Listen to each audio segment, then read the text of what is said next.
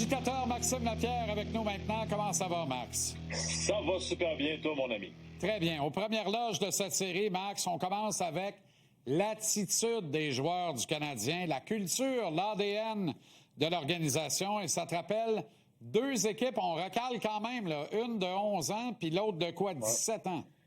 Oui, une en particulier, les Blackhawks de Chicago. Je suis certain que tu vois la même chose. J'ai eu la chance de les affronter, puis je vois tellement de choses qui se ressemblent, que ce soit le capitaine Suzuki, qui me fait penser à l'attitude de Jonathan Toews, un capitaine calme, du leadership solide, toujours en contrôle, dans les deux sens de la patinoire, fort physiquement malgré une moyenne stature. Après ça, tu penses à Patrick Sharp, Caulfield qui marque des buts. Ossa, Slavkovski, Keith, Hudson, tu sais, je peux y aller pour faire des comparaisons comme ça, mon Jean-Charles. Ça commence à se ressembler. Puis la culture de l'équipe qui était, tu sais, les Blackhawks de Chicago, c'était pas l'équipe la plus dure à affronter physiquement, mais ils se présentaient à tous les soirs. Ils étaient bons dans leur structure, puis ils se laissaient pas intimider. C'est aussi simple que ça, puis c'est un mix de talent. Là, je peux même te parler d'un Demidov Kane, mais là, on n'est pas rendu là dans le cas de Demidov, mais il va être là un jour. Très intéressant, puis je veux pas manquer de respect à personne, mais je prends Dobèche avant Antti Niemi puis avant Corey Crawford. Mais respect, là, tu sais, mais Dobèche... Mais encore là, Jean-Charles, tu viens de mettre le doigt dessus, c'est que c'était pas des gardiens comme Carey Price qui sont arrivés et qui étaient supposés de sauver la franchise. Exact. Un peu la même situation que Dobèche. Fait que si on vit le début de quelque chose comme les Blackhawks, on est parti pour la gloire pour une couple d'années, là. 100%. J'ai même pas de doute dans ma tête. Parce que c'est facile d'évaluer une équipe et de dire qu'on a du potentiel, mais quand on a du caractère en plus de tout ça, là, c'est rare que tu vois un groupe de jeunes vedettes qui se laissent pas tasser comme ça. Tu sais, tu regardes Demidov, quand il perd la rondelle, il travaille, il prend la mise en échec, il se replace le casque, il se lève, il va changer. Hudson, il fait une erreur, il donne tout ce qu'il a à sa patinoire. Tu vois un ajustement d'attitude. À chaque fois que Lane Hudson fait une erreur, sa patinoire, il devient un super-héros. C'est aussi simple que ça. Il met sa cape, il fait son back-check, il donne une mise en échec, il fait quelque chose de spécial. Et on en a vu des vedettes, que ce soit à Toronto ou dans d'autres organisations. Quand ça va pas bien, c'est pas comme ça que la réaction est pas de la sorte. Ça n'a pas été de la tarte pour lui cette année. Ça n'a pas été de tout repos. Manger son pain noir, a pris son mal en patience. Et quand on disait aux gens, on pense qu'il y a ce qu'il faut pour la marmite de Montréal, l'impression qu'il est en train de nous le mettre sa pinotte. Il le démonte hors de tout doute. Quelle série il connaît, Zachary Bolduc, et quel match hier soir? Ben écoute, Jean-Charles, je me rappelle, on a eu une discussion au mois de décembre environ, au janvier, puis on disait qu'il y avait le coffre d'outils pour être bon en série. Puis des fois, ces joueurs-là, ça prend ce type d'intensité-là pour être capable de sortir de leur coquille. Puis Bolduc, je pense qu'il est en train de faire sa place puis de trouver son identité dans l'équipe. C'est pas facile de trouver ton identité comme jeune joueur dans une équipe étoile. Tu regardes ça puis tu te dis c'est où ma place? Tout le monde est capable de performer. On est une équipe qui gagne. Encore une fois, on fait des dommages en série. Là, je trouve tellement que ça va bien, ses affaires. Il est physique, il est baveux, il marque des gros buts.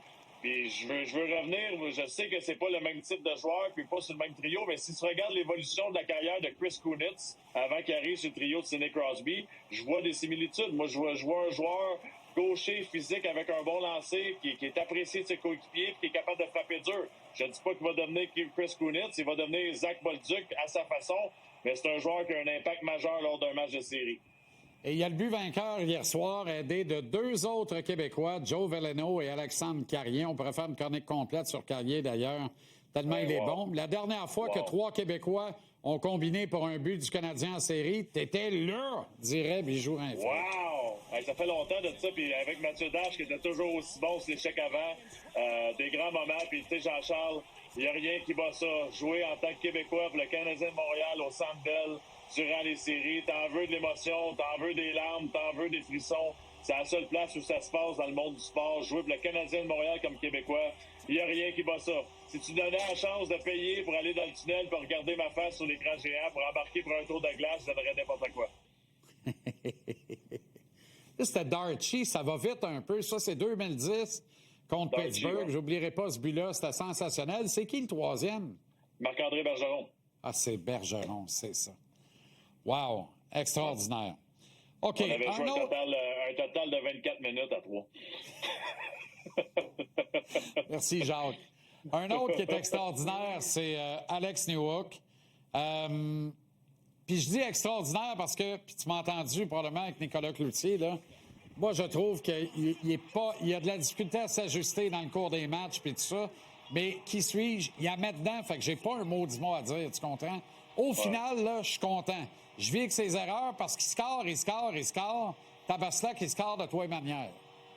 Moi, j'aime sa game. Pour être honnête avec toi, Jean-Charles, je pense que c'est un gars qui amène une énergie particulière lorsqu'on en a besoin durant un match. Tu sais, il y a des joueurs pour qui c'est un art de lever leur jeu d'un cran lorsqu'il y a un moment faible dans l'équipe. Ils ramènent le momentum de notre côté. Je trouve que Newhook a fait ça tout au long des séries, pas juste par ses buts, mais par sa vitesse, son intensité. Ça ne sera pas toujours parfait. Il reste que c'est de la profondeur dans l'organisation, mais il est très, très important en ce moment.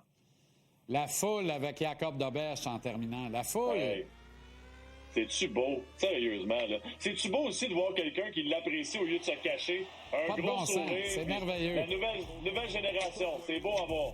C'est Bravo, merveilleux. partisan. Les bras dans les airs quand ses joueurs scorent, se relève, se brasse la tête après un coup de genou sur la gueule, revient plus fort, joue du bloqueur, enguirlande les arbitres, l'adversaire, sourit au public, les salue, leur parle en français plus que Sakou en 20 ans. Formidable, sensationnel. Salut Max. Salut,